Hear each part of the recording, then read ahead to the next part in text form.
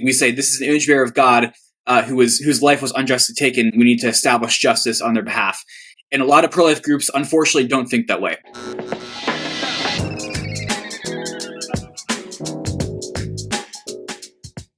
Well, hi, and welcome back to Wisdom for the Church. I am John. I have a special episode this time around with, yet again, a new guest, and that is Ben Zeisloft. He is an abortion abolitionist and an author with a new book coming out, so I'm excited to have him. He has a lot of good and sound and healthy and biblical, I believe, opinions on politics and righteousness in the civil sphere, those types of ideas. And so I wanted to have him on, and he's going to talk about the concepts in his new book. And yeah, Ben, great to have you on. Tell us a little about yourself.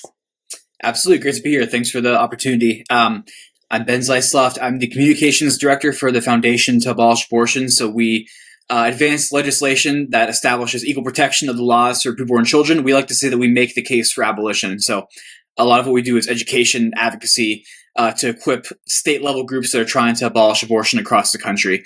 And then I also work part-time for the Republic Sentinel, so conservative news and commentary outlet owned and operated by Christians. I edit, I write, so you can find some of my pieces there too.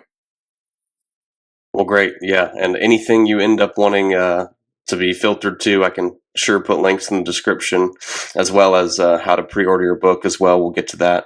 But we can kind of we'll center our conversation in this hour or so basically about the concepts of his book, which is called Forsakers of the Fatherless.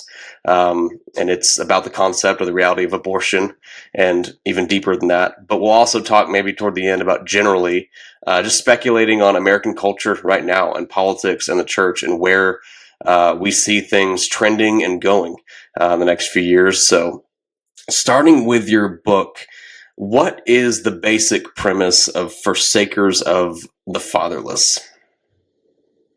Yeah, so the essential premise and the reason why it's called Forsakers of the Fatherless is because Christians have turned for a long time to pro-life establishment groups, lobbying groups in their states, even nationally, and entrusted them with the task of ending abortion in our country. So the reason why these groups are forsakers of the fatherless is because a lot of them are not very interested in doing that. They are interested in regulating abortion, regulating the circumstances around abortion, only ending abortion for certain types of people like abortionists in abortion clinics, and not so much just treating preborn babies like the human beings they are made in God's image, establishing equal protection for all of them, no matter what the circumstances of their conception, who murders them, as we would for any other type of people. So if somebody murders a toddler, we don't ask questions like, who's doing the murdering or how was this child conceived? We say this is an image bearer of God whose life was unjustly taken. We need to establish justice on their behalf. And a lot of pro-life groups, unfortunately, don't think that way. So my book tracks a lot of that phenomenon. I look at 8 different states and several examples in each state, for the most part, of pro-life groups actually opposing bills that would truly abolish abortion. And that's essentially the premise. So I rely on interviews from Christians on the ground, as well as getting into legislation, talking about who voted for and against the bill. So it's a combination of journalism, of history a little bit, of this movement that's sort of cropped up, this abortion abolition movement over the past 15 years or so. And I think it's important for Christians to see this, to read this and wrestle with it, and to think about, especially after Roe was overturned, how we can truly end abortion once and for all in this country. Yeah, well, that's a great description. Gives everyone, I think, a solid flavor of what the book is about. Sounds like it's a very detailed book, not just a merely, thesis or something, but it actually goes into, here's been the reality over the years of how the pro-life movement has done in terms of getting abortion over with. Sounds like so. Yeah. Sounds pretty great. If you were to narrow it down to maybe a couple things, what are a couple of the failures or blind spots that you've researched or noticed about the pro-life industry? Because I from my experience, abolition advocates see that there's a problem, and it almost sees it, you can correct me if you don't think this is correct, but almost sees it as, at times, it almost functions like a controlled opposition type of movement, where it's like, do you guys really want this thing to end? Or do you just want to regulate it for here on out into eternity? Are there a couple of big blind spots that you've seen, and if so, what are they? Yeah, certainly. You mentioned a good point of, I think some pro-life groups are controlled opposition.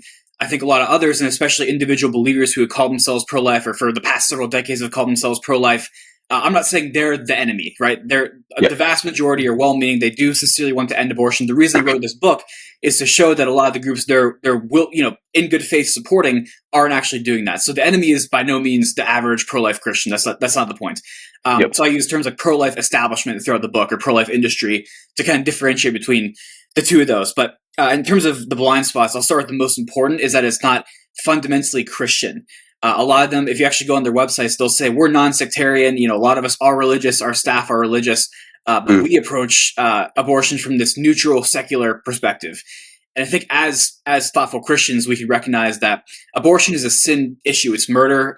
Murder is directly addressed in the Sixth Commandment. Jesus talks about it during the Sermon on the Mount. It stems from the heart, and the heart needs to be addressed with the gospel. So as Christians, we can't just leave the gospel out of it. We, of course, can talk about science, philosophy, all the rest, but we can't just neuter our distinctly Christian approach toward ending child sacrifice.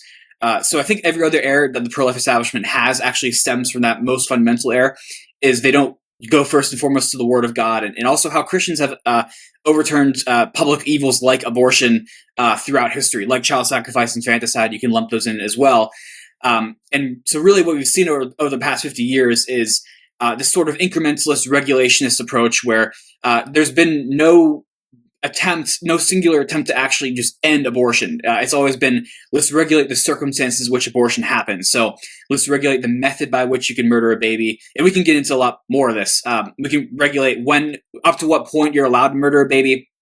It's never been, let's just recognize preborn babies as the human beings they are, and then just end abortion. It's been, let's try to basically legally harass the abortion industry out of existence. And I think that's produced really bad fruit over the past 50 years, where now our culture is more pro-abortion than ever, and we're no closer to ending it. Even though Roe has been overturned, we actually have more abortion every single year post-Roe than pre-Roe. Okay, that's an interesting statistic. More abortion per year in the last, how long it's been? 3 years? Correct. 2 years? I should say post-Roe versus pre-Roe. I mean, post-Dobbs, I should say. That's more accurate. So yeah. Yes. Post the overturning, there's been more, yes, I guess, last couple years of data, abortions on a national scale than pre. On national scale, yes, but then also shockingly in pro-life states, in deep red states like Texas, Oklahoma, Kansas, Missouri, Florida, those states that have more pro-life regulations than ever also have more abortion than ever. So something's not working. I see. From your vantage point, and then for the organization that you work for, and those that you've rubbed shoulders with a lot, and probably teamed with a lot in this work, is there a push for criminalization of abortion versus simply making it illegal? Does that make sense, that question? Yes.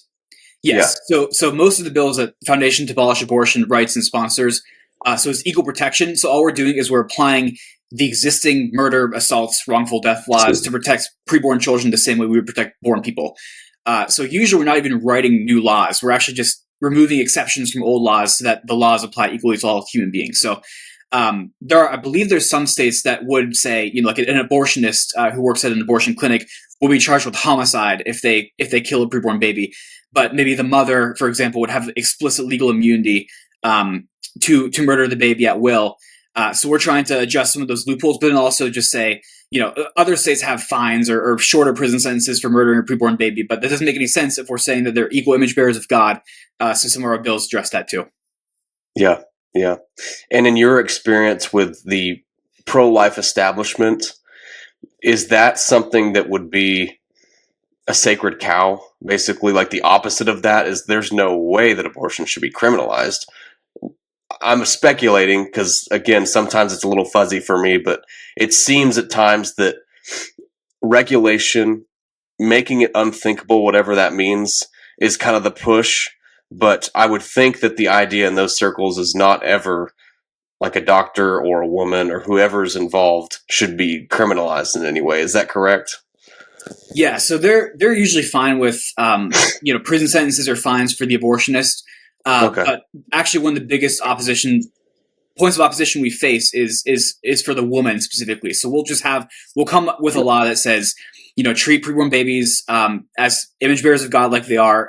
That which means anybody who willfully murders a preborn baby gets criminalized for it. So just like think about a 1-year-old. If somebody murders a 1-year-old, we don't care what their sex is. If that was the father's the father of the child, the mother of the child, a third party, we criminalize them according to the homicide statutes at play. So there's due process.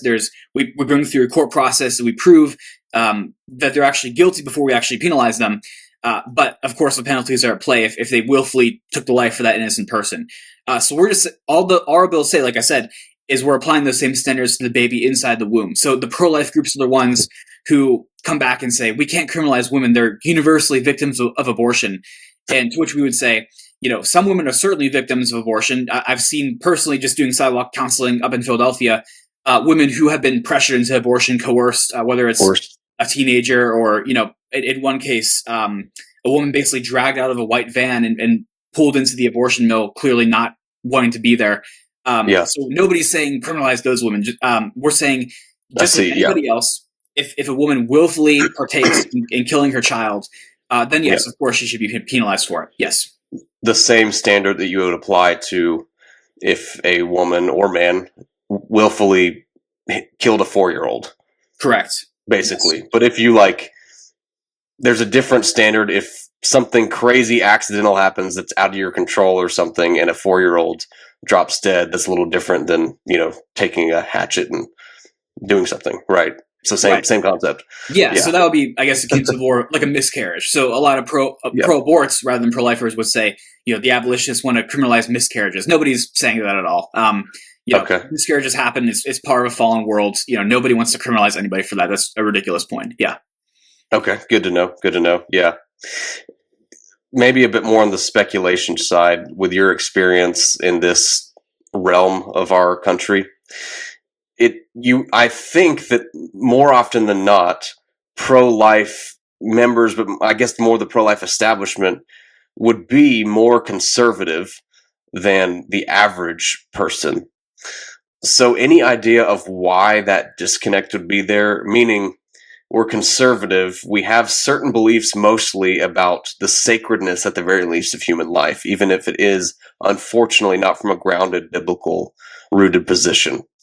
And yet at the same time, the idea that women are always a victim in this does not compute. Those things do not seem to go together. It seems to be a disconnect.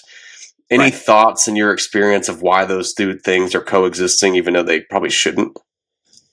Right. So distinguishing again between the average individual evangelical Christian who just wants to end abortion and would probably call themselves pro-life, I think the vast majority of those people, as soon as you explain what's wrong with the second victim narrative, as it's often called, of, women are always victims of abortion, they see what you mean. They see the logical inconsistency of it. They're like, oh, of course, why would you not criminalize a woman who willfully murders a baby? I even a few weeks ago, I was talking to a friend at church who's been down to the abortion mill with me a few times, and I mentioned the fact that, some pro-life groups don't want to criminalize women who have abortions. He's like, wait, what, really? I thought that's what we wanted, right? Are we going to treating abortion as murder? We criminalize it all? So that's a big part of why I wrote the book too, is a lot of people just don't understand that that's an issue at play. That's a huge roadblock, is these pro-life establishment groups just opposing that in general. But in terms of the actual pro-life lobbyists, lawmakers, I think there's this conventional wisdom that's sort of taken root. Like maybe several decades ago, and just talking to some folks who have been faithful on the sidewalks for a very long time, in like the 70s, 80s, after Roe, most of the women going in to the abortion mill were weeping, they're crying. It's a lot more moms bring their teenagers. But so maybe there was an argument to be made that, women we should show compassion to them, that sort of thing. Sure. I think it was still murder, of course, but nowadays, my experience at the abortion mill and their experience too, is a lot more brazenness, a lot more middle fingers, cursing. So it's crystal clear at this point, as well as just the development of ultrasound technology. You can look basically right into the womb at this point in history. There's really no excuse for thinking that it's a clump of cells. Everybody learns in high school and even middle school what a baby is, how a baby develops.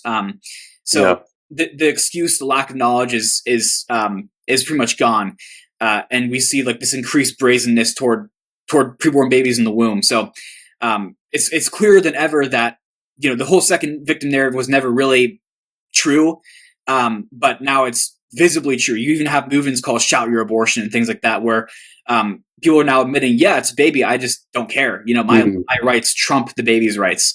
Wow. Just flaunting sin.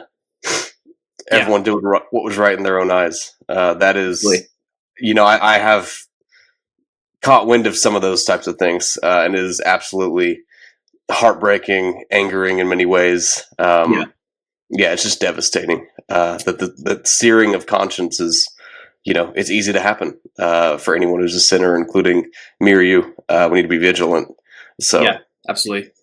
Yeah, even 2 weeks ago, I was at the abortion mill talking to a woman who was there with her sister, and her sister was murdering the baby. She was inside the car, so I was talking to her through the car window, which she had rolled down, and she was using terminology like killing the baby, murdering the baby, and I was asking, like, so you're admitting that it's murder? And she's like, oh yeah, like they're fully aware of what's going on. It's not mystery, and she actually was rather convicted by the gospel as we were presenting it, but I don't think that baby was saved, unfortunately. But yeah, in any case, yes, like it's sort of like in Genesis, as the narrative goes on. First, you have Adam, who hides because of his sin. Then you have Cain, who's a little bit more brazen with God. He says, "What, am I my brother's keeper?" And then you have, I think by Genesis 4 or 5, Lamech, who's like, "Yeah, I invented polygamy. What of it? Look at how many wives I have." When you don't address sin, it just compounds and compounds. My pastor touched on Lamech this past week, I think it was, and it wasn't particularly about the polygamy, although it's obviously included just in the narrative, but he basically is bragging about, a man came against me and I shut him down, or I killed him. Just a brazen sinner that's proud of his fleshliness, his rebellion against God. That's just some interesting stuff. It is very, very sad kind of where we are, because in my experience, growing up, seeped in these conversations to some degree, just as a part of American culture, for a long time, it seemed like, where the argument was between, if you're going to say just two sides, was, is it human or is it not? Yes, it is human. No, it's not. Yes, it is. No, it's not. There's even an old Seinfeld episode that kind of like parodies those arguments from back in the day. And it's like, it's about a pizza, and the pizza goes in the oven, but it's not a pizza unless there's like sauce on it or whatever. But no, it's a pizza exactly when it goes in the oven or whatever it is. But from what you're describing, it's like, well, we're past that. They know. A lot of people will admit, it's a human. I don't care. Yeah. Because I am God. Essentially. Right. Yeah. It's worship of self, it's autonomy. It's, like you said, we're all tempted toward. We all do it in different ways, and it's by grace that, you and I have never taken a woman to an abortion mill or done something like that. It's not because we're anything special. But because we're beggars who have found bread, we ought to go and preach the gospel to the culture and to individual people who are tempted toward murdering babies and say, no, there's a better way. Worship Christ, not yourself. Yeah, absolutely. Well, I know you did a lot of research. I think you said you surveyed like 8 different states worth of data. Is that correct? Yeah, that's correct. So mostly red states, mostly, Texas, Kentucky, those sort of deep red states, a couple of swing states. So North Carolina, Arizona go in the mix as well. But again, these are all mostly Republican states that should be able to just end abortion, and they're choosing not to. It's because of this entrenched lobbyist class that a lot of them aren't doing it. And does that come down to a governorship level or a local government level? Or both? Sure. Yeah. Both. Yeah. I'd say mostly this plays out at the state legislature. So actually you have a lot of local Republican parties, county Republican parties, things like that, who have adopted abolition resolutions, are fully on board. So sort of the conservative grassroots I've found are very broadly accepting of equal protection, abolition, but it's really the lawmakers and sort of like that pro-life establishment class, and maybe the state level, like the attorney general, the governor, those sorts of officials who are often more hesitant. Okay. Yeah. Good to know. In your research, with these 8 red states and the pro-life industry, because it is interesting that your book is not about the abortion industry per se. It's about the general overall wave of 50 years of fighting it, you know, to some success or not. Have there been one or two just mind-blowing like stories that you heard or research that you're like, I can't believe this happened, or I can't believe this was the way that we took? Anything like that? There's a couple. So I mentioned Kentucky. In Kentucky in particular, you had a lot of lawmakers who were saying that the population is not on board with fully ending abortion, and it's too politically risky. And meanwhile, Kentucky, I think it's like 85 out of 100 lawmakers in their state legislature are Republicans. It's like one of the reddest states in the country. And that's still their excuse, is like it's too politically risky. And if that's the case, then it's politically risky everywhere to end abortion. And I'd say there's lots of states that probably, even beyond Kentucky, probably could do it. But it just kind of goes to show they're going to make excuses no matter what. So I'm in Pennsylvania. I've sat across offices with state lawmakers in PA, and they've used the exact same excuse. And it's a lot more legitimate here. I think it's we have like the swing state. Exactly. Yeah, the quintessential swing state. I think we have like a one Democrat majority in the House. Like it's on a nice edge in the House, and every time somebody dies or resigns, it's like, what's going to happen next? Yeah. But that excuse, it still isn't right, because it's not right before God just to refuse your duty because of how many R's and D's there are in the legislature. But it just shows, again, like they'll use that excuse no matter what. If they can get away with it, if they can get you to believe it. So I think our job as Christians is not to let them get away with it. So that's probably one good example of like a shocking story. Yeah, of course. Another one is, I think a lot of people have heard about this one, but in Louisiana in 2022, they had an abolition bill actually advance 7-2 out of a committee and go to the House floor in the morning before, actually the very morning of the votes, May 12th, 2022.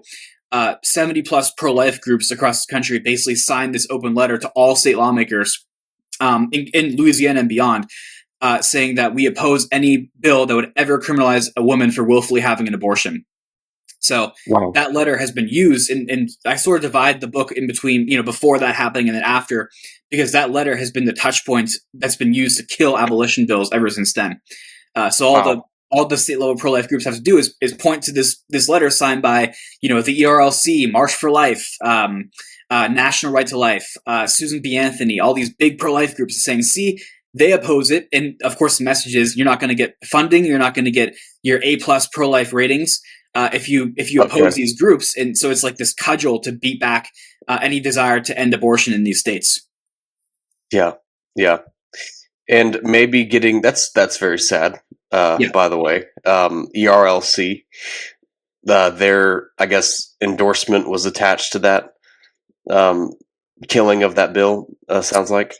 Correct. Yeah. So as we're recording this, it's late May, and the SBC is in less than 2 weeks. So a big issue during the SBC is going to be even deeply reforming or maybe even abolishing the ERLC for that and a number of other things they've done, ranging from like building mosques, supporting the religious freedom to build mosques. I mean, you got to do it. Yeah, you totally got it. I mean, why not? Right? That's so bizarre. Yeah. I mean, it's so laughable. Sorry to get off track. No, absolutely. Yeah. And, yeah, but it's sort of a microcosm of this broader trend across the country where you have, the average SBC member does not want to help build mosques, preserve the religious freedom to build mosques. Yep. They're like, why are my tithe dollars going to do that? And in the same way, you have, pro-lifers across the country who are giving to groups like March for Life. Maybe they've gone to the March for Life in DC and then they send them a check the next year, who just assume these groups are sincerely trying to end abortion. They might not know that they're actually subverting that goal. So it's sort of this sad disconnect between like the grassroots, the Christian conservative evangelical grassroots, and the establishment interests who don't actually want to serve their interests and people who are supporting them. Yeah, absolutely. And I know, this is nothing new per se. I mean, in the entirety of my lifetime, as someone who's conservative, there's always been a massive disconnect between the party establishment and the average voter, who are constantly frustrated at the legislator, and they found some sort of mouthpiece in Donald Trump and that wave, even though it's an imperfect one. It was just the first one to say, like, we're going to do things different in 25 years.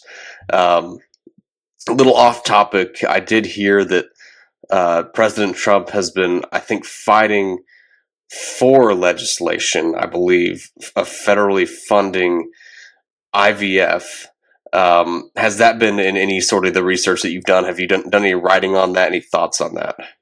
Yeah, so the book doesn't get as much into the IVF issue. That's often an Yeah. excuse we hear for why we can't end abortions.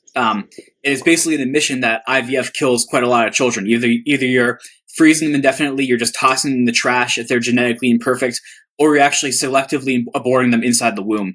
But as you said, Trump is trying to basically make room federally for either funding or making insurance companies fund IVF, and I'd say that's definitely a bad thing.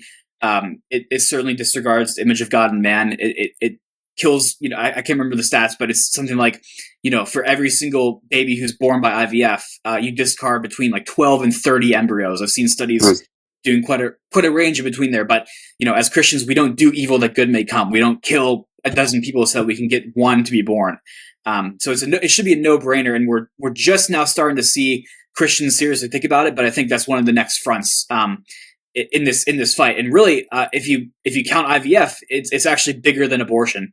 IVF kills a lot more babies than abortion does. Yeah. I mean, with IVF, there's something. I mean, not only is it embryos that are being cast off or frozen or discarded or used for research, like babies are being murdered in just a different way than what was technologically possible, decades ago. But it's also one thing that I talked with a couple of people about recently that the guy I talked to made a good point. Scott, I believe, from Abolish Abortion NC. He basically said, like, just consider how unnatural it is in general. Like how divorced it is in terms of procreation, IVF, and how that should at least give us a clue onto, that's not the only reason you could point to why it's immoral, but it's like this is so far outside of God's design of the marriage bed being how we are to procreate. And if for some reason you're not able to have a child because you're barren or anything like that, it's like, well, we shouldn't just rush to be like, well, we can figure this out through science. It's like, well, no, there's like 3 more avenues we should talk about first before we like think about that. It's incredible that we've just gone to that just all of a sudden. I don't know. It's just incredible to me. So yeah, certainly the best argument you can make for IVF is so-called ethical IVF, where you do one at a time. Even then, I believe the failure rate is still a lot higher than your average miscarriage rate. So I would still oppose on that basis. But even if you could get that rate the same or lower, I would still say, like you're saying, it's unnatural, outside of God's design. It quite arguably, God set up procreation between a man and his wife. So you're introducing third parties into that. I don't think that's a good idea. There's really like you said, there's other things you can do first. You can just, look at the root causes, the health issues that may be underlying why, the man or the woman is infertile. You can adopt. there's plenty of babies who need adoption. And ultimately it's God who opens and closes the womb. Like our Bible study right now is studying Genesis, and Abraham waited over a decade, I believe. I think it was something like 17 years between the promise that he would have Isaac and then Isaac actually coming about. And then you see sort of in the middle of that narrative, Sarah comes in with the idea of let's do it our own way instead of God's, just go into Hagar and have a baby that way. And we all see how that turns out. But as you're saying, it's not a good idea to just turn to science. We often idolize science in our culture, and we see scientists as like these high priests of knowledge, guardians of knowledge. Really, we should be turning to God first. Yep. Amen. And, I'll kind of close the book on that one on my end. If for some reason you are a couple married and you desperately want a child, but God will just not, in his sovereignty, not allowing you to have a child naturally, and adoption for some reason is not feasible. Right. Maybe the answer in that case, in your particular case, is simply we will trust and obey, and we will keep trying. And if it's the Lord's will, that we simply will not have children, though that is God's general design for most of humanity, we do trust his plans. Exactly. People might not like to hear that, but that is definitely a viable option. It's Right. definitely a biblical option. So, well, I'm enjoying this so far. When it comes to, we'll kind of, I guess, finish up with this portion, with your book and everything. When it comes to your book and the pro-life industry, this is maybe more speculation, but do you think there's like a large financial incentive for the pro-life industry to keep abortion legal? I've heard that a little bit. It's always seemed like, oh, that's kind of conspiratorial, but it sort of makes sense. Have you run into that? Have any thoughts on that? Yeah. So I looked at the 990 forms for some of the pro-life nonprofits that I looked into, and some of those people did make quite a lot of money. There are leaders of those groups who make $300,000-$400,000 a year, and that's publicly available. That's well known. I kind of went back and forth on whether or not to include that data. I mostly didn't, and the reason is because you can't read people's hearts. There are a lot more lucrative ways to scam people than just being in the nonprofit world. So I think if people just wanted to be scammers, they'd probably do it elsewhere. I think most of these people did at least start with a sincere desire to end abortion, and maybe got kind of wrapped up in the Republican establishment, maybe more than they intended to, and maybe more than they themselves realize. So just being as charitable as possible. I don't know if money is the exact reason. I think it's more power and it's more pride is what I've been telling people. So there's this very attractive exchange that Republican lawmakers and pro-life establishment types will do, where the GOP lets the pro-lifers into the room where things happen. They get a seat at the table, so to speak. And in return, the majority leaders, the committee chairs, they get these 100% A+ pro-life ratings, no matter what they do. And oftentimes after they kill abolition bills is when they get those ratings. There's several examples like that in the book across multiple states, which is shocking. That, again, lawmakers who are killing bills to end abortion are getting pro-life 100% ratings from these groups. And people need to know that. So I think power is a big one. It's sort of being wrapped up in the establishment and thinking, thinking sort of higher of yourself than you ought to. But then that gets into pride, where it's a lack of willingness to go back and say, yeah, maybe the way I've been fighting abortion for the past 30 years of just regulating it to death, passing bills that say that women need to properly bury their babies, or bills that say you can kill babies with these certain ways, but then also not these certain ways. Sort of these meaningless regulations. If you spend the last 30 years of your life fighting for those, and then suddenly having to go back and look at your entire life's work and say, yeah, a lot of this wasn't very good. That might be hard for a lot of people to do, which is why I think you often see abolitionists are a little bit younger. They're definitely older pro-lifers who have kind of come around, and I talk about a few of those folks in my book. But it's that sort of entrenched mindset is hard to get over sometimes. Yeah, absolutely. I could see that, especially if you've grown up in a certain way that is just the natural norm of fighting something. It's hard to shift your paradigm in any way. For all of us, we just get entrenched. We're all products of the waters that we swim in, obviously. Absolutely. So yeah, absolutely. Well, it sounds like an awesome book, Forsakers of the Fatherless. And we'll get a little bit more just general politics, but there is, I believe, a way for, we'll get to this at the end too, but my audience can put in a promo code on Founder's website. Do you want to tell a little bit about that real quick? Yeah, absolutely. So Forsakers is a promo code you can use, just the first word in the title. So you get 10% off your pre-order if you do that.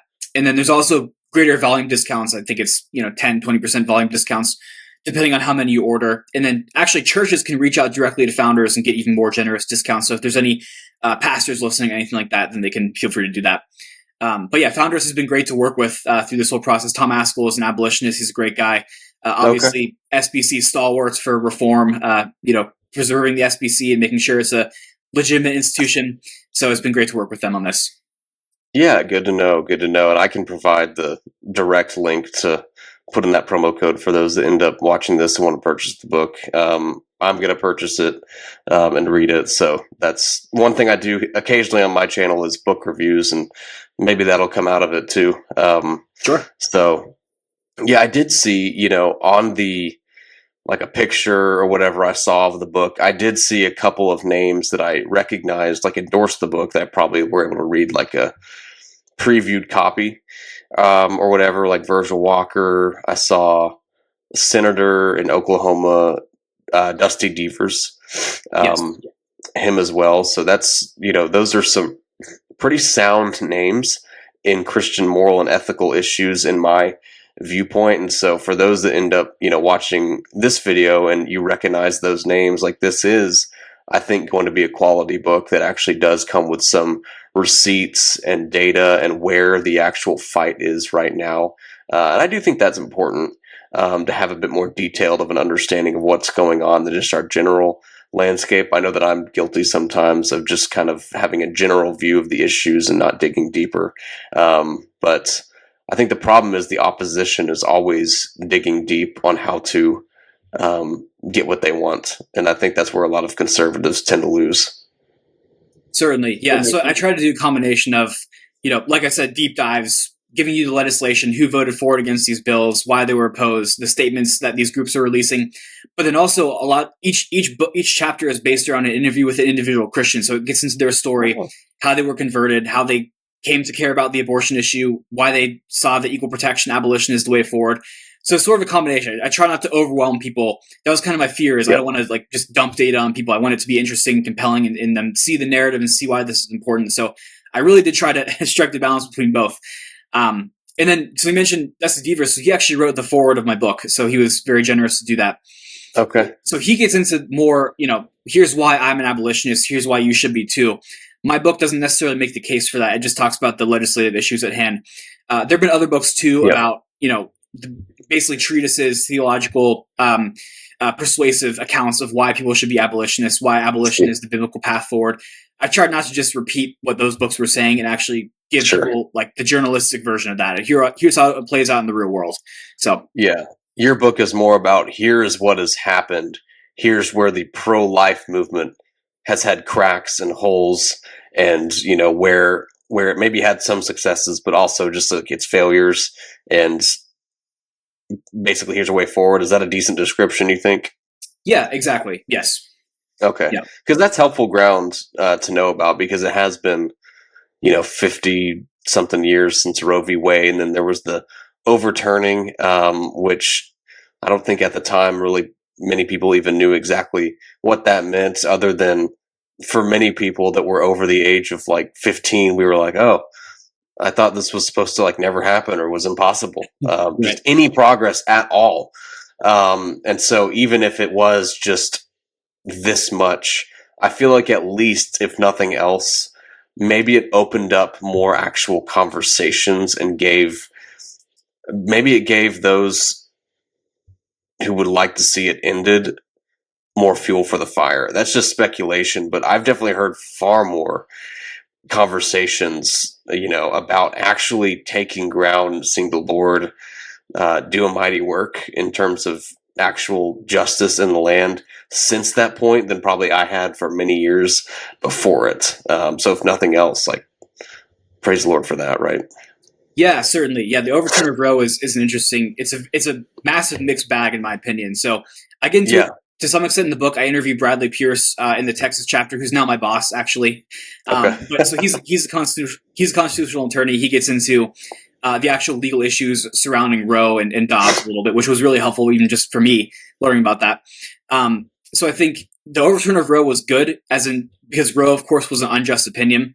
But I think Dobbs wasn't a good decision either, because it just said, the states decide. You decide who lives and dies. We don't really imagine if they did that for, children between the ages 1 and 5 instead of between 0 and 9 months in the womb. We would say that's unjust, that's wicked. The Supreme Court should be able to say, 14th Amendment, equal protection, right to life, just draw from these constitutional arguments and say, you can't just murder babies. This is not something we do in a free nation that pursues order and liberty. So I think, but practically on the ground, of course, you could pass abolition bills. You could beforehand too. They could have just defied Roe, and I get into that as well. I think it's a shame that none of them did. None of the states did. But really, I think the biggest thing that we've learned since Roe is that the pro-life establishment never really wanted to end abortion, because before Roe was overturned, the excuse always was, well, Roe, we can't do it because of Roe. But then Roe is gone, and they just pivot to, well, what about the woman? Or, it's not politically feasible. They just find a different excuse.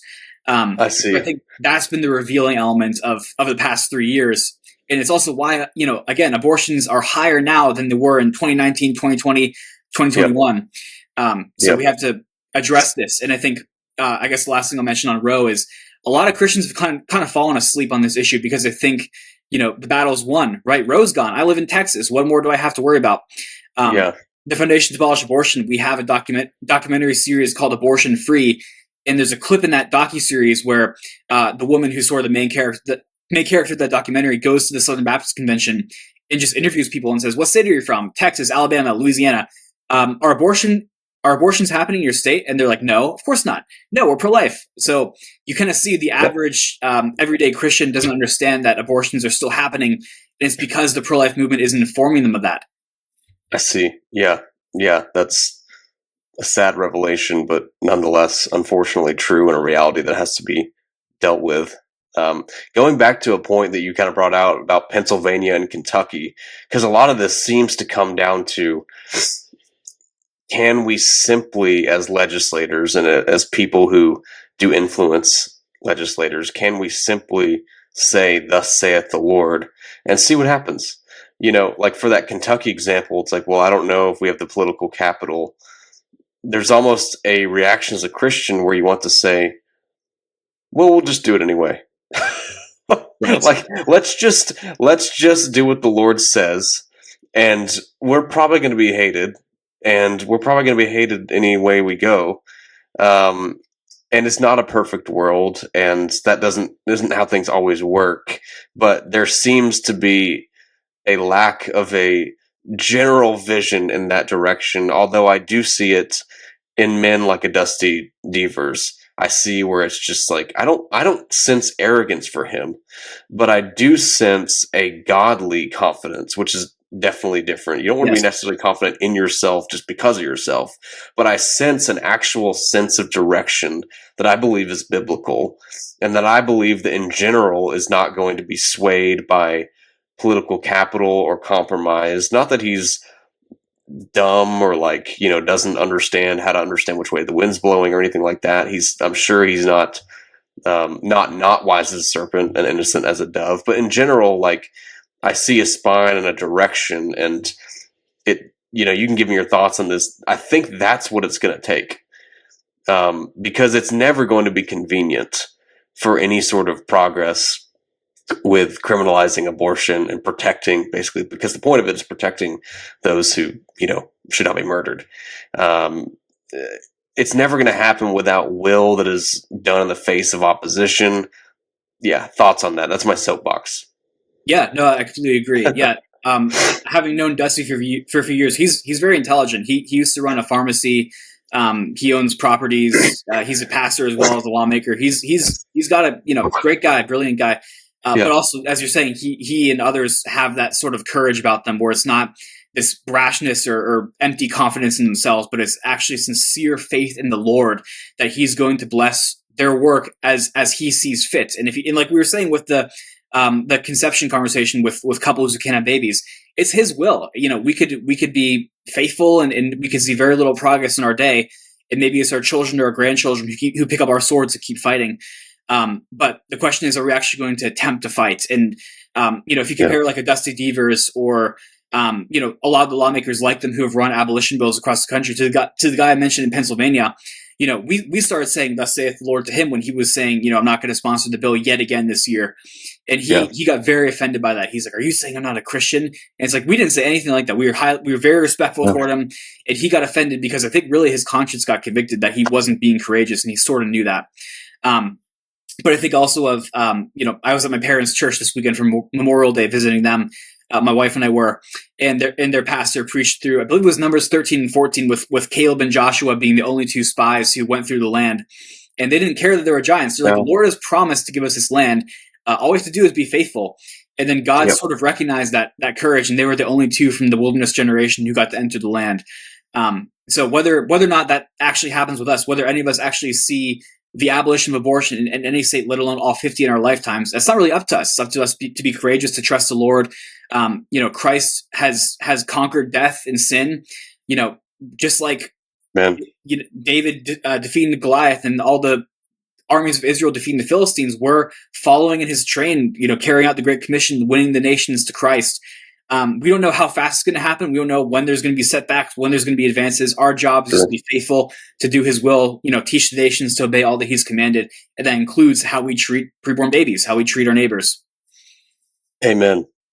Yeah, that's both inspirational, biblical, obviously, also convicting, because, it is one thing. I've talked about this before, with people on the channel, and it's just a constant convicting note of, it's one thing to say, if I were a king for a day, I would do this kind of a thing. But then it's another thing to say, even just on a micro level, like, well, that'd be great, but I still need to be developing those Christian virtues, the fruit of the Spirit, as I walk in the Spirit in my day-to-day life, because I struggle with fear of man, like when I'm on the phone and I have to tell an inconvenient truth. Much less, talking to a legislator, thus saith the Lord. So I'm glad that that's happening. And I think all Christians, it can be so easy. Like for me, for example, like, oh, those stupid lawmakers. Then I'm like, oh yeah, but I would maybe be doing the same things. So prayerfully, the Lord's just raising up more and more Christians to be doing his work, and giving us graciousness, but also a spine, which has been lacking for a long time. And it's frustrating. But then you look at yourself and you're like, oh, well, I'm frustrating too. So yes. Yeah. Yep. Well, we'll get into a little bit here, maybe to end it with, I suppose, just some speculation, some spitting about politics a little bit. So it's such a fascinating time, which is why I wanted to get your thoughts on it. I use the phrase, I told you this earlier, in the history of my lifetime. And I use that because it has just been such a wild ride. For anyone who's like my age, or older, or even slightly younger than me, the only paradigm, the only framework to view being just kind of a traditionalist or conservative or whatever it was we just always lose. Like, we just always lose. There's one eternal rule of the universe, to speak a little bit on a overly simplistic way there. And that's just, we always lose. We always lose. Even when we win, we get someone like George Bush, who really is kind of controlled opposition. So we still lose. We just always lose.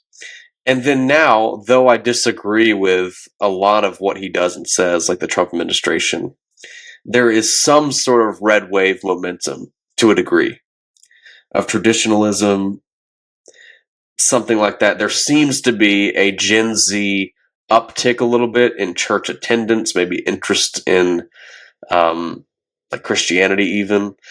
Your thoughts of where things are going, what might happen the next few years in terms of a cultural and political landscape in America? That's a big question, but that's a very big question. Yeah, for sure. Predict the future, please. Just perfectly predict the future. Yeah, no problem.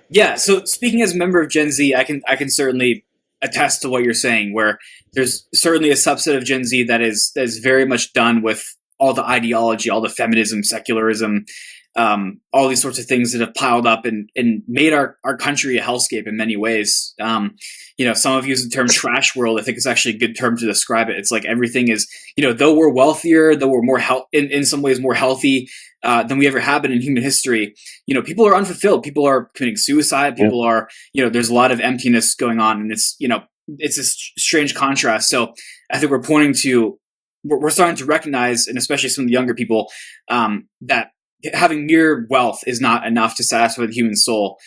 We need God. We need Christ. So there's a lot of that, just witnessing evidently how evil the world is too. Like, there's new forms of evil that are becoming more and more popular. So like transgenderism, people are chopping the genitals off little children, and that leads people to religion in and of itself. And then of course Christianity, starting with this recognition of, okay, why didn't we used to do this? Why is this a new thing? And they realize it's like a one-to-one correlation of, as we've rejected Christ, all these things have come back. It's like Jesus' parable of, the 7 demons who rush back into the house after it's been swept, and the state is worse than before. That's sort of like our culture, where, before Christ, Western culture was, there was cannibalism, there was human sacrifice, all the same things that we see across the rest of the world. And then Christianity comes in; it's the most successful, most flourishing civilization in the history of mankind, and then we reject it and we go right back to square one, and then arguably worse. We're very quickly descending back into the pit. So I think there's a subset of Gen Z that's fully bought into that. They dyed their hair, they have the pronouns in their bio, they have a TikTok brain, they live on those sorts of sites, and they just absorb all the ideology. But then there's a subset, especially Gen Z young men, because the world is so feminized, so longhoused. They're just sick of it. They can't actually, be a man according to their nature. Just, be assertive and actually care about dominion and those sorts of things. So you're seeing this reaction. That's why, of course, Gen Z men are extremely right wing. I'm like a moderate compared to many Gen Z men, and I'm not even kidding about that. It's going to be a very different world in 20 or 30 years when we're actually at the helm. It's going to be interesting to see. Yeah, absolutely. Do you ever see, which is crazy that I'm even asking this question given my lifetime, do you ever see there being a subset of Gen Z, the ultra conservative side, that can go off the rails or takes things and takes them to a logical conclusion they weren't meant to go, or they make a false presupposition, they just go off the rails? Do you see any of that in Gen Z? Like when I was your age, young man, we're not even that different in age, but for me, it was never a question of like, is my generation going to be too conservative? It was always like, are we all just going to jump off a bridge by the time we're 35? Like, we are founded in nothing. We have no foundation. Like, we're all just making things up as we go and just about our own personal fulfillment. Like, what are we doing? For you guys, it's maybe a little bit different, with the trend right now. Do you see that as a possibility? Yeah, I certainly think so. And so maybe a year ago, if you had told me that, obviously you see a lot of the Nazi stuff coming back, unironically coming back.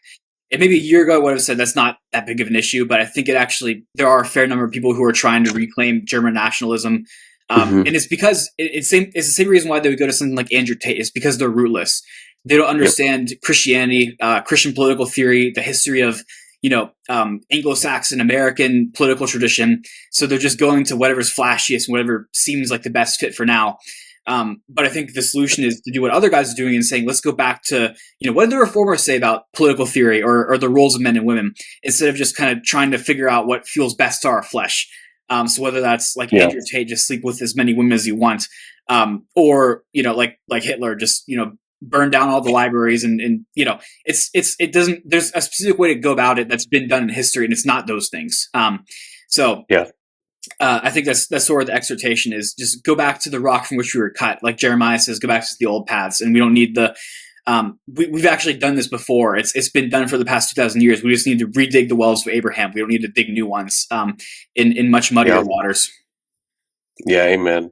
It seems, as I reflect back on, moral trends over the past many years, when a failure of, I'll say just biblical Christians, when a failure of biblical Christians occurs kind of on a mass scale to address actual real issues that should be talked about, not fake ones, but actual ones, a vacuum is then created because people are not stupid.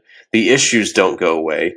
If they're sin issues or cultural issues, they're going to fester and grow, because that's what happens with anything that's bad or sin. It does not lie dormant. It is only conquered by the truth or righteousness, what God gives. But that leaves open almost a market, if you will, for voices that do have a lot of true things to say, but might be based on a false foundation, or might be leading you to something that's not godliness, but actually false solutions. Right. And I think that's kind of what happens with like Andrew Tate, or even, kind of some white nationalist stuff coming in, is like, well, since no one was willing to speak about there being any problems with any ethnicity in America except white people for 30 years. Right. Than anyone in the public square who's willing to say that, other ethnicities have problems too, is going to seem like the most genius person in the history of the world. Right. We kind of let that happen by making, non-white people almost like a sacred cow. because to talk about it would be you fear being called racist, and so unfortunately, when we don't talk about that, someone can come in and point out, some trends like violent crime, which is true about like the black population in the U.S., for example, or this group or that group or whatever, but they're coming at it from a biological determinism. Right. Like this is your DNA is to sin this way, and there's really nothing you can do about it. Whereas if we had biblical Christians standing up and saying, yes, these are problems, the Lord needs to address it, but here's the reason why, like we'd be in much better shape in my estimation. That's what I see going on, at least. Yeah, certainly. With kind of the current stuff. And yeah, here's a question for you on politics. Maybe you'll have a thought. I've heard a lot of people recently, describe woke left. Well, there's also this woke right on the other side that's the same equivalent, just from the opposite side, basically. Any thoughts on that? Is that a false equivalency? I didn't really define what woke right is, but any thoughts on that as, from your vantage point?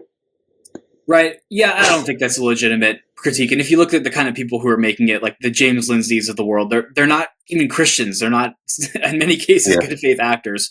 So I don't buy that at all. I mean, I think, so if woke left is BLM and saying that black people are oppressed and systemically discriminated against, and then if the claim is that anybody who just says the same thing about white people, it's not really like woke left and right. The question is what is actually true, and I think it is more true as folks like Jeremy Carl have argued, that whites are sort of like this unprotected class in the United States, and it doesn't say anything about it's not to say that whites are better or worse than blacks or anything like that. But the question is what is true? Is there a legitimate grievance to say that there is a sense in which white people are oppressed? And I think in many ways there is. I'm a young white male, and you can look at the university admissions statistics for people in my demographic, and it's a lot lower than folks who have lower SAT scores but happen to have a different skin color.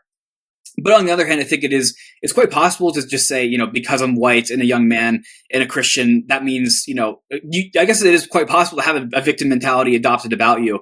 I think there is that temptation to say, everything is terrible for me. The housing prices are high. It's hard to get a job because of my skin color. You have to balance, like, that is true in a sense, but then also I have agency and I could do something about it. I can start my own business and things like that. So kind of striking that balance can be the hard part. But to answer your question, I don't think that the whole woke left and woke right is a compelling thing at all. No. Okay. Good to know. Yeah.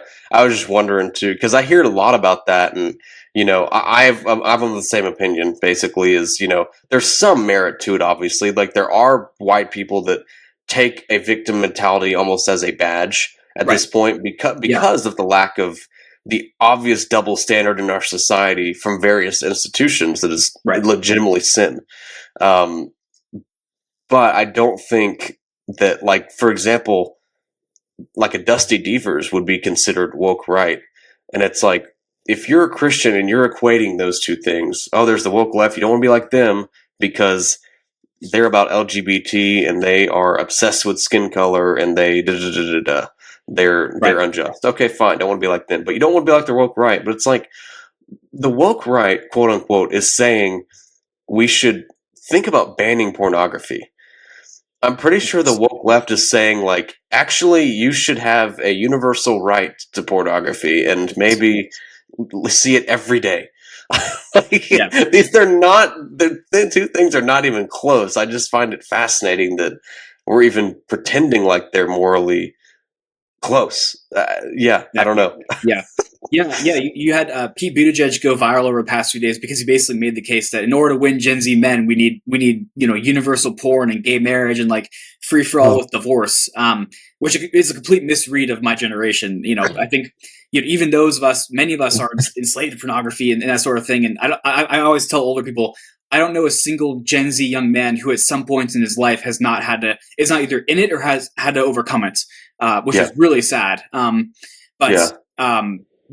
any case, like to say that those things are equivalent is absurd. And even woke right is just basically this bludgeon now. It's almost this Alinskyan tactic to bludgeon your opponent and isolate and shame them. So like when I got the opportunity to go on Tim Pool last year and go on his show, which was really interesting. But there's this clip of me talking about abortion as child sacrifice, basically making that case because we were talking about the VP debate the previous night between Vance and Walz and how they got into the abortion issue. And then James Lindsay, which is why I mentioned him, quote tweeted it and said, here's an example of woke rights. And all I'm doing is talking about the Christian position on abortion, saying it's child sacrifice. It's exchanging the life of your baby for convenience and prosperity. That's all that clip was. It didn't make any crazy political assertion. It's just basic Christianity. And then, James Lindsay, the so-called conservative atheist, is immediately pouncing on that as that's woke rights. So I've seen that title be abused in all sorts of ways, even beyond anything related to race or anything. It's just, a way to basically castigate Christians who are outside the post-liberal consensus. Yeah, which I do think that will be an interesting, speculating as well, in America, like with not necessarily conservative values, not necessarily grounded natural law values, but rather just more like almost MAGA values, which does have some benefit. Like I want my country to be great. But like with that being kind of the wave right now and the latch on of people, I guess, that are more like libertarian or liberals from 15 years ago, and even sort of I don't even know what you'd call it, like the sexually liberated Republicans. I don't know what else to call it. Like kind of just the current like Christian comedian, Joe Rogan types. Like, it'll be interesting to see where all of that goes. I don't think it's going to go in a great direction. I pray that it would go in a decent direction in terms of just the general, ability for Christians to live and serve the Lord and all that. But, any thoughts there? Because I see that as a massive potential civil war coming up soon within, conservatism, just the right side of the aisle for, to call it that. Right. Yeah, you do see this sort of sexually liberated, which really they're sexually enslaved, right? If you're saying that divorce is great, so is gay marriage, so is transgenderism. Really, that's sexual slavery, as the Bible says. But yeah, you're seeing that contrast with like the Christian evangelical bloc, so to speak, who aren't willing to say that, gay marriage is great and we should just shift and adopt it and acknowledge it, who are actually willing to push back and say, like a couple of state legislatures have done it and say, Supreme Court, you need to reconsider Obergefell. That was a really bad decision. I think we saw those tensions sort of emerge in 2024. And I think the main point of that was at the RNC actually, where actually was the Trump team that gutted the RNC platform, removed any distinctives on life, on marriage. Let's see. So yeah, sort of you see like this move to broaden the tent and shuffle the historic base of the GOP out, which is the evangelicals, the Christian conservatives, so to speak. So it'll be really interesting to see where that goes, and if the coalition can hold together, especially after Trump is done. Will there actually be a leader who can unite all the camps? I didn't vote for Trump, but the vast majority of evangelicals, of course, did. And objectively, he was able to do it. He was able to, I think he lost a couple percentage points of evangelicals, probably because of the abortion stuff, things of that nature. But he did gain a lot from the middle. And objectively, his move worked to soften the GOP and moved it left on some of those cultural issues. So I think that's bad for the trajectory of the country. I think it's bad that the GOP isn't as willing to stand against some of those things. But we have very little control over it as everyday Christians. We have to be faithful. Same thing as before. We can't just go along with the crowd into saying, we're not going to do anything about gay marriage or anything like that. We have no choice. We have to serve the King. Amen. Yeah. Vance, speaking of that, VP debate with Walz, he walked politically, it was genius. Like the tightrope he walked with, abortion was very, from my memory, like politically very, genius, certainly. Not righteous. But like, they played it as well as they could have from a politics standpoint. I think the Trump team, in managing this whole swath of like, people that just were tired of the left basically, and then traditional conservatives. So, well, brother, I don't want to take any more of your time. You've been very gracious. I will certainly provide a link in the description of this video to how people can buy the book. I do pray and hope that those who watch this, that you would pre-order His book, Forsakers of the Fatherless, sounds like a great one. Ben, any other thoughts or things you want to tell the audience just before we end? Well, thank you for the opportunity, and I appreciate the generosity of your time to talk about this and just to shoot the air a little bit on some of these broader issues. And it's been a good conversation, so I appreciate it. Yep. Well, thanks, brother, and appreciate your time.